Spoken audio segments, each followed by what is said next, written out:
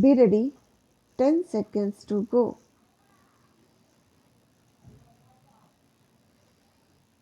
Start. It is a matter of great pleasure to me to be asked to lay the foundation stone of the Senate House of the Travancore University.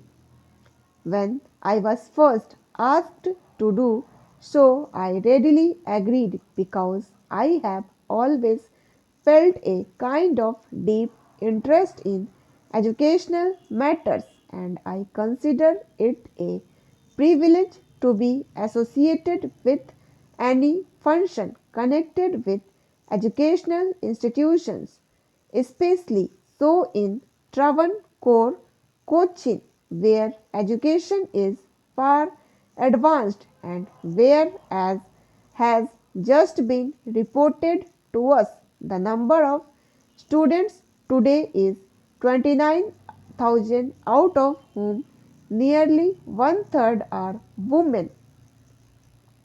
It is a matter of gratification and congratulation that the university, which is not even 20 years old as yet, has, in spite of various difficulties, made steady progress and total it has not only arts, science and technical institution as its constituent parts, but also a facility for the cultivation and development of Oriental studies, including Malayalam and Sanskrit. It has been from the very beginning one of the objects of this university to promote research, and while it has on one side been helping research work in modern sciences, it has not neglected the humanities, which are really of such great value in forming the character of those who study them. I have at present moment in the country a great problem. I mean the problem of educated unemployment. I am not surprised that this problem is troubling you also, because even in places where education is not so widespread, the problem has made itself felt and efforts are being made to solve it in two ways. On the one side, efforts are being made to so adjust the curricul- curricula of university and educational institutions as to make the students better fitted for the kind of work which is just now available in the country and which we hope will be more and more available in the future. And on the other side, attempts are being made to develop industries and other means for employment. So, this two pronged attack on the problem of unemployment is going on throughout the country.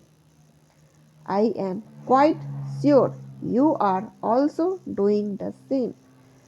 It is not easy for me, speaking as I do here, to make any suggestions or extreme any promises. All I can say is that we admire the people of this part of country very much.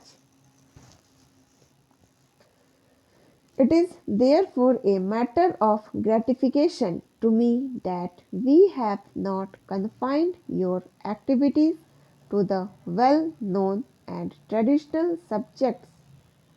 We have a variety of subjects, some of them most modern. We are needed today much more than ever before. All this is as it should be.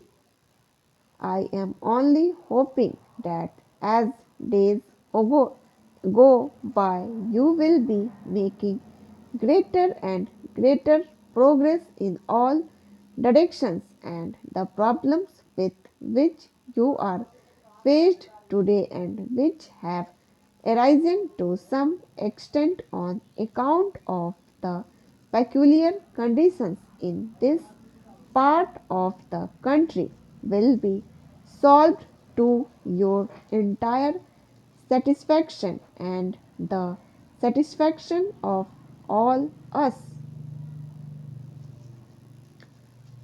Your Vice Chancellor said just now that our university education is changing according to changed circumstances. This is a fact.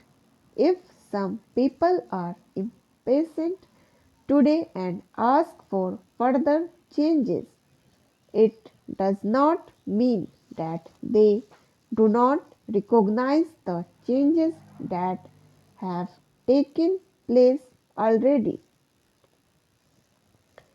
It only means that they want to pace to be quickened a little, and I must confess that I am myself one of those who hold this view.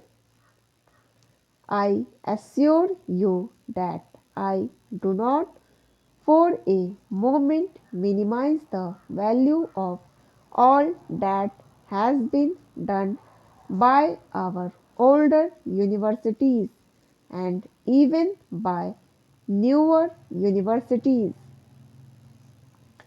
I am grateful for all that I have myself received from one of the oldest universities in India. I shall be the last man to say that universities have done no good at all, but I say this that according to changed circumstances, changes have to be made and changes should be made quickly. Changes are being made, but the pace should be quickened. That is all I plead for. From what I have heard about your university, I must say that you are fully cognizant of the necessity of this change and of its pace. During the short period of about 18 or 19 years, you have already shown that tremendous progress can be made, and with the limited resources at one's disposal, you have not only increased the number of colleges and facilities in the university and encouraged research work, you have also succeeded in attracting it to its larger and ever larger number of students, both men and women.